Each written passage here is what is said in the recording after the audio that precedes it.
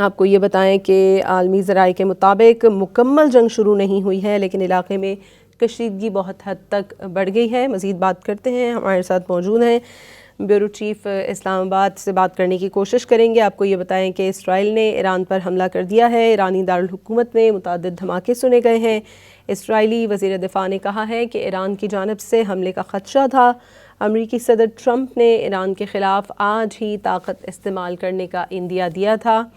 اسرائیلی وزیر دفاع کی جانب سے یہ بتایا گیا ہے کہ اسرائیل نے ایران پر حملہ کر دیا ہے۔ خبر ایجنسی کے مطابق ایرانی دارالحکومت میں دھماکے سنے گئے ہیں، تل ابیب میں سائرن بج اٹھے ہیں۔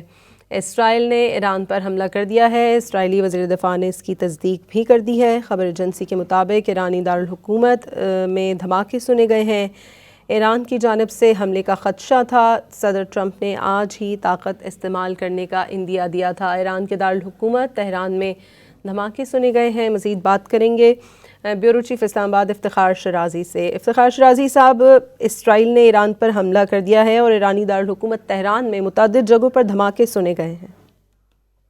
جی بالکل، اس بات کا خدشہ موجود تھا کہ اگرچہ ایک طرف تو مذاکرات چل رہے ہیں امریکہ اور ایران کے درمیان، اور گزشتہ جو دور ہوا ہے اس کے بعد ایک پازیٹیو سٹیٹمنٹ بھی دیکھنے کو ملی، اور رات ہم نے دیکھا ہے کہ قطری وزیر خارجہ نے بھی گویا کہ ایرانی حکام سے گفتگو کی، اور لگ تو یہ رہا تھا کہ شاید مذاکرات کا یہ عمل آگے بڑھے گا، اور جس میں بتایا بھی گیا کہ شاید ایران یونین میں موجودگی کو صفر پر لانے کے لیے بھی تیار ہو چکا ہے۔ ساتھ میں یہ بھی کہا گیا کہ شاید امریکی جو انسپیکٹرز ہیں ان کو بھی اجازت دی جائے گی کہ وہ ایران کے اندر ایٹمی تنصیبات کا معائنہ کر سکتے ہیں۔ لیکن آل آف اے سڈن جو کچھ ہوا ہے اس کا امکان اسی لیے موجود تھا کیونکہ 2004 میں جو ملٹری بلڈ اپ ہم نے دیکھا تھا جب گویا کہ عراق پہ حملہ کیا تھا امریکہ نے، اس کے بعد سے یہ سب سے بڑا ملٹری بلڈ اپ ہے اس خطے کے اندر امریکہ کی جانب سے۔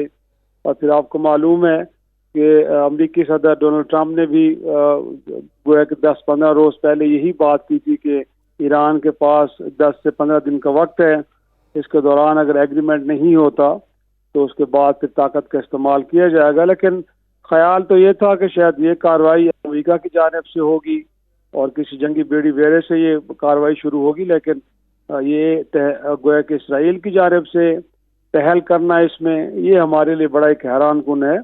یہ ضرور ہے کہ دونوں ملکوں کے درمیان کشیدگی ہے اور خطرات رہتے ہیں، لیکن کوئی ایسا انڈیکیٹر ملا نہیں تھا ایران کی جانب سے کہ جس میں یہ کہا جائے کہ ایران کوئی تیاری کر رہا ہے اسرائیل پہ حملہ کرنے کی۔ یہ ضرور تھا کہ ان کی پوزیشن تھی دفاعی قسم کی، اور انہوں نے یہی کہا تھا کہ جب جنگ شروع ہوگی تو پھر وہ جوابی کارروائی کریں گے اور بھرپور جوابی کارروائی کریں گے۔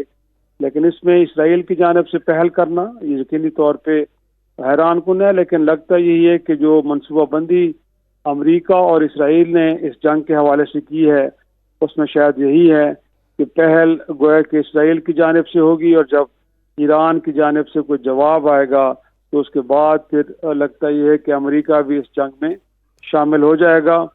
ایک طرف ہم دیکھ رہے ہیں کہ ادھر افغانستان اور پاکستان اب حالت جنگ میں آ چکے ہیں، اور دوسری جانب ایک اور وار تھیٹر گویا کہ مڈل ایسٹ کے اندر بھی گویا کہ لگا دیا گیا ہے۔ اس سے یقینی طور پہ ایک تو پورے خطے کی جو سیکورٹی کی صورتحال ہے وہ بڑی گمبھیر ہو جائے گی، اور ساتھ میں اب لگ یہ رہا ہے کہ عالمی جو منڈی ہے اس میں تیل کی قیمتیں اوپر جائیں گی، اور ایک انرجی کرائسس کی جو خدشات ہیں وہ بھی اب ابھر رہے ہیں۔